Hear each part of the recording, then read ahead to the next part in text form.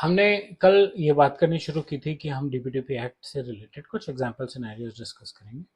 आज भी बात करने वाले हैं रिटेंशन रूल्स के बारे में, रिटेंशन रूल के सिनेरियोज के बारे में कि डीपीडीपी एक्ट में रिटेंशन रूल्स कैसे काम करते हैं।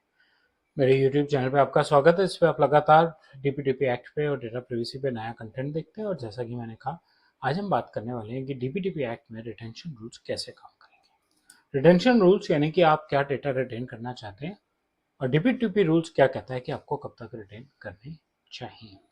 तो सिनेरियो जो मैंने देखा इसमें, ये आप ही जैसे एक व्यूवर ने मुझसे सवाल पूछा था कि एक पोर्टल, ऑनलाइन पोर्टल के हम रेगुलर कस्टमर हैं और हमारा डेटा वहां पड़ा है, हम रेगुलर सामान ऑर्डर करते हैं और हमारे डिलीवरी, पेमेंट, सारी इंफॉर्मेशन उनके पास है।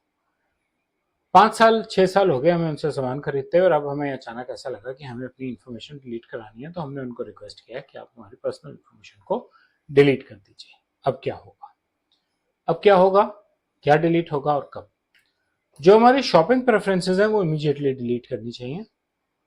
जो हमारा यूजर प्रोफाइल है जिसमें हमारा एड्रेस वगैरह है वो भी इमीडिएटली डिलीट करना चाहिए। जो इतने भी पुराने ऑर्डर्स पड़े हैं, कितने पुराने?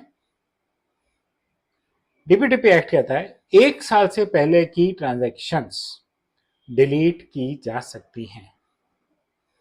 तो या तो अपने आप को आप इतना क्लियर रखिए कि आपका सॉफ्टवेयर इस हिसाब से चल रहा है कि वो डेली 1 साल पहले की ट्रांजैक्शंस डिलीट कर देता है, और या फिर जब रिक्वेस्ट आए तो 5 साल का डेटा डिलीट करने की आई है लेकिन आप सिर्फ 4 का डिलीट कर सकते हैं, लास्ट 1 साल का डिलीट नहीं कर सकते, रिसेंट ट्रांजेक्शन्स को आप नहीं डिलीट कर सकते।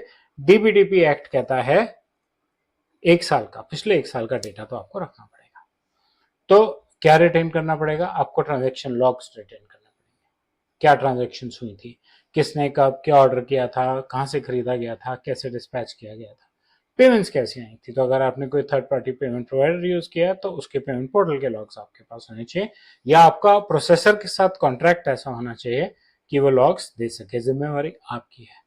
किसने कब डेटाबेस को एक्सेस किया, कैसे एक्सेस किया, उसकी इंफॉर्मेशन। डेटाबेस जरूरी नहीं है कि सारा डेटा ऑनलाइन डेटाबेस पे हो, अगर फाइल सर्वर्स पे है तो भी आप जिम्मेवार हैं।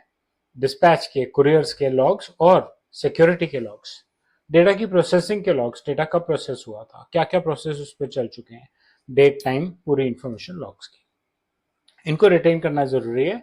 पिछले 1 साल की ये सारी इंफॉर्मेशन कम से कम हमेशा किसी भी कस्टमर, किसी भी ऑर्गेनाइजेशन जो डीपीडीपी एक्ट के अंदर आती है, कौन सी ऑर्गेनाइजेशन आती है, जो भारतीय नागरिक का डिजिटल फॉर्मेट में डेटा कलेक्ट या प्रोसेस करती है। प्रोसेस में क्या आता है? डेटा मांगना या कलेक्ट करना, उसको यूज करना यानी कि उसको प्रोसेस करना, उसको डिलीट करना, थर्ड पार्टीज के साथ शेयर करना, या फिर अपने पास स्टोर करके रखना। इन पांचों में से कोई भी अगर एक्टिविटी आप पर्सनल इंफॉर्मेशन की कर रहे हैं तो आप डीपीडीपी एक्ट के अंडर आते हैं, और आपको ये सारे लॉग कम से कम पिछले 1 साल के रखने जरूरी हैं, जिससे कि ये रूल 8 में आता है डीपीडीपी एक्ट के। और ये लॉग इसलिए रखने जरूरी हैं कि जिससे कि अगर कोई फ्रॉडुलेंट एक्टिविटी हो और चेक करना पड़े, कोई कंप्लेंट आए और है उसको चेक करना पड़े, कोई ऑडिट की रिक्वायरमेंट हो, कोई लीगल रिक्वायरमेंट हो, कोई लीगल कंप्लायंस हो, तो ये सारी चीजें चेक हो सकें और लॉग्स क्लियर हो सके। ठीक। लीगल में एक छोटा सा कैविएट है, अगर उस डेटा के ऊपर कोई और लीगल केस चल रहा है या कोई और कंप्लायंस चाहती है कि वो 1 साल से ऊपर रहे, तो आपको उस कंप्लायंस को मानना पड़ेगा। डीपीडीपी एक्ट कहता है कम से कम 1 साल का, कोई और कितना मांगता है वो आप जाने और वो जाने। डीपीडीपी एक्ट में रिटेंशन पे सिर्फ इतना ही इस एग्जाम्पल सिनेरियो में। मुझे उम्मीद है आपको कंटेंट अच्छा लगा होगा। हम रोज नए सिनेरियोज, नई टेक्नोलॉजी की बात करने वाले हैं, इसलिए आप मेरे चैनल से बने रहें और अपना फीडबैक कमेंट सेक्शन में शेयर करें। धन्यवाद।